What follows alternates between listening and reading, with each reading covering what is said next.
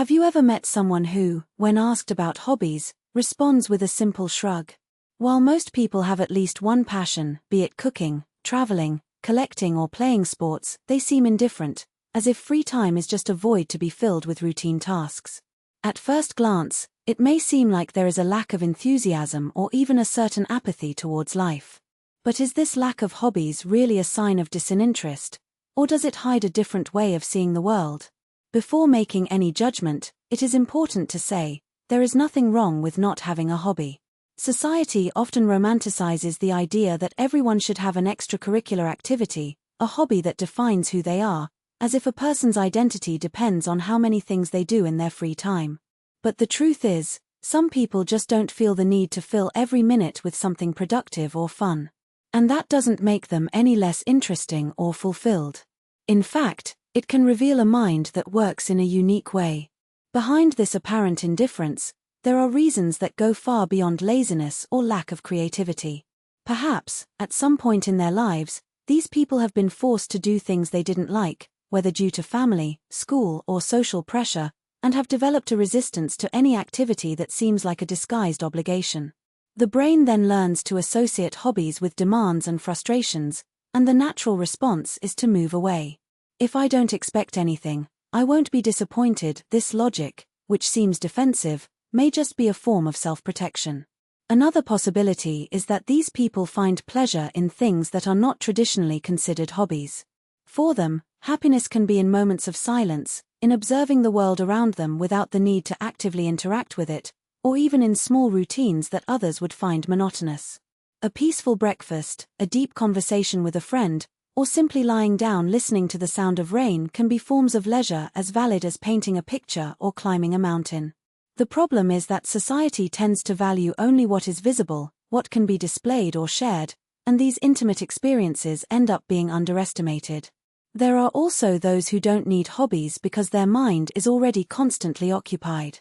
People with deep thoughts, who spend hours reflecting on life, existence, or solving internal problems, may not feel the need for an external activity to feel fulfilled. For them, the act of thinking is a hobby in itself, even if others don't recognize it as such. This constant introspection can be as absorbing as any pastime, but because it leaves no visible marks, it ends up going unnoticed. And then there are those who simply haven't found something that really moves them yet. It's not that they don't have interests, but rather that they haven't yet discovered a passion worth cultivating. In a world with so many options, it can be overwhelming trying to fit into something just because others expect it. These people may be on a silent search, trying things here and there, in no rush to define themselves. And, in a world that demands immediate responses, this patience with yourself is actually an act of courage. But what often goes unnoticed is that the absence of hobbies can be a sign of emotional maturity. While many seek distractions to avoid facing emptiness, these people may have learned to live with silence and loneliness without needing to fill them at any cost. They understand that it is not necessary to always be doing something to feel complete. Instead of seeking validation in external activities, they find contentment in simply existing, without the need to perform happiness. Of course, there is also the other side of the coin. In some cases, the lack of hobbies can hide emotional exhaustion or even depression.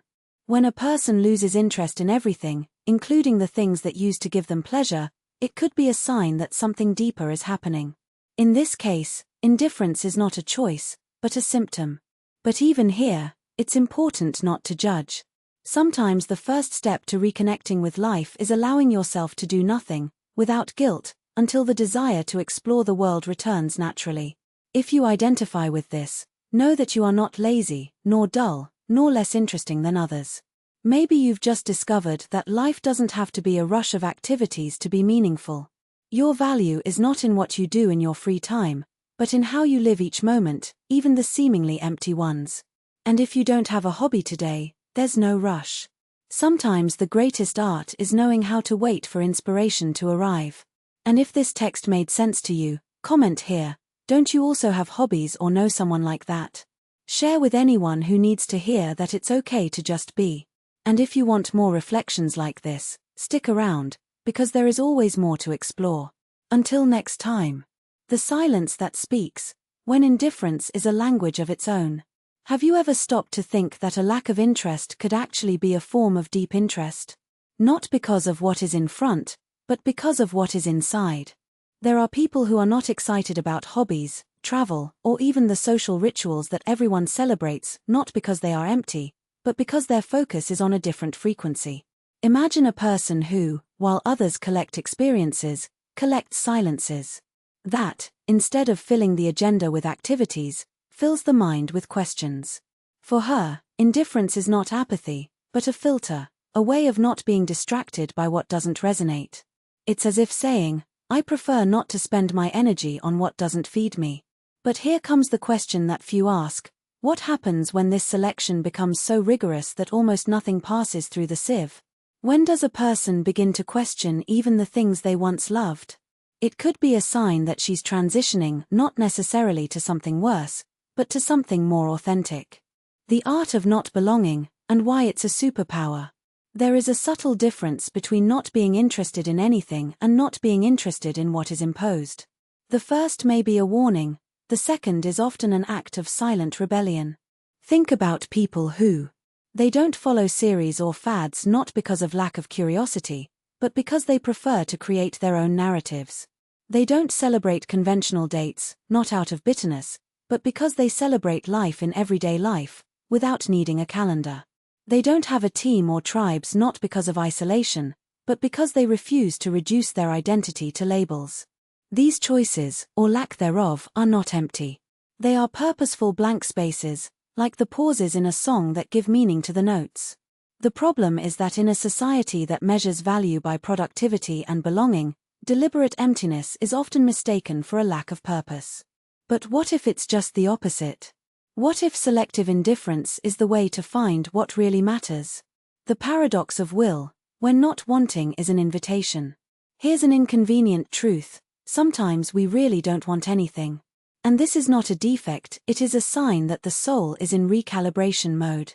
Imagine your desire as a river. When it flows strongly, you know where to go: hobbies, goals, passions.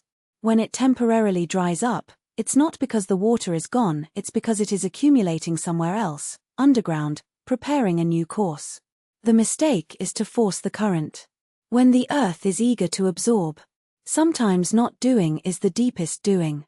How do you know if your indifference is a sign or a symptom? Not all lack of interest is philosophical. Sometimes it's fatigue in disguise. Other signs that it may be time to investigate. You even avoid things you used to love, e.g. a musician who stops playing, a reader who abandons books. Feel relief when plans are cancelled not because of introversion, but because of a lack of vital energy. Indifference came along with other symptoms: excessive sleep, irritability, persistent feeling of emptiness. If this is the case, it is neither lack of gratitude nor lack of gratitude. Could it be emotional exhaustion? The body asks for a break. Early-stage depression. The mind loses the ability to feel pleasure. An existential crisis, when old motivations no longer serve. But be careful, even in these cases, guilt doesn't help. What helps is listening to the silence without judging it. Sometimes healing begins when we stop fighting the tide and let it show us where it wants to take us. What to do when nothing attracts you. A guide to not forcing what doesn't come. If you're in that place right now, no hobbies, no obvious passions, no desire to do something with your life, here are some no-pressure ideas. 1. Allow yourself creative boredom. It's not laziness, it's your brain in background mode, processing things you don't even know you're processing. Try it. Sit in a park without your cell phone. Let the mind wander. Write down any insights that come to you, even if it's "I don't like birds." 2. Do an energy audit. Think about the last times you felt a slight interest, even if it lasted 5 minutes. Ask yourself, what did these situations have in common? E.g., loneliness, creativity, physical movement. Tip: sometimes, what attracts us is not an activity, but a state of mind, e.g., I like things that make me feel free. 3. Try the reverse hobby. Instead of looking for something to fill time, look for something to empty it. Example: walking without a destination, no podcast, no music, just observing. Draw scribbles, without the aim of making art, just to move your hand. Bake something very simple, an egg, a cup of tea, with total attention to detail. Why? Sometimes the urge returns when we stop demanding that it be productive. 4. Talk to the version of yourself from 10 years ago. Ask, what did I love to do before I learned to judge myself? Attention, it is not to relive the past, but to rescue the naive curiosity that may have been stifled. 5. Accept that it may be a phase and that phases do not need a solution. You're not broken. It is in metamorphosis. Like a caterpillar in a chrysalis, from the outside, it looks like nothing is happening. Inside, everything is reorganizing itself. The big revelation: you don't need a hobby to have a rich life. Here's the truth no one tells you: you don't have to have obvious passions to be interesting. Some of the most fascinating people I've met, they had no hobbies, but they had deep ideas about the human condition. They didn't collect anything, but they observed the world with a rare intensity. They didn't do anything special, but they lived in a way that inspired others to rethink their own lives. The secret: they cultivated the art of being present even in the void. And that, my friend, is the rarest hobby of all. To reflect and share. If this text resonated with you, respond. Have you ever gone through a phase of creative indifference? How did you get out of it, or are you still in it? Do you know someone who turned doing nothing into something powerful? Share this text with anyone who needs to hear that not having a hobby is not a character flaw, it could be a sign that your soul is occupied with greater things. And if you want more reflections like this, save this profile and turn on notifications. Because here we talk about the things that no one else is talking about, precisely the things that matter. Until the next silent discovery. Sparkles. From having nothing to having everything, the power of the creative void. Have you ever noticed how the most interesting people you meet are not those who fill their lives with activities, but those who know how to leave empty spaces? It is no coincidence that the greatest artists, philosophers, and even entrepreneurs have something in common: they master the art of doing nothing. It seems contradictory, doesn't it? We live in an era that glorifies productivity, where busy has become synonymous with important. But the truth is that emptiness is not absence, it is an invitation. An invitation for something new to emerge. What really happens when you do nothing? 1. The brain goes into default mode. Neuroscience studies show that when we are not focused on a task, the brain activates the default mode network. It is in this state that innovative ideas emerge, like Newton's insight with the apple.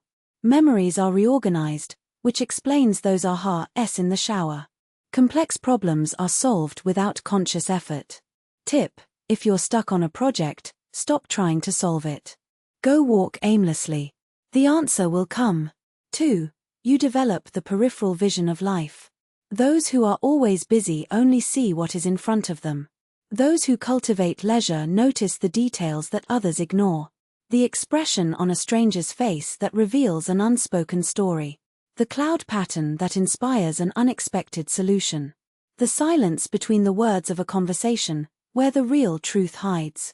Question: when was the last time you observed something so deeply that it changed your perspective? 3. Emptiness becomes a filter for what really matters.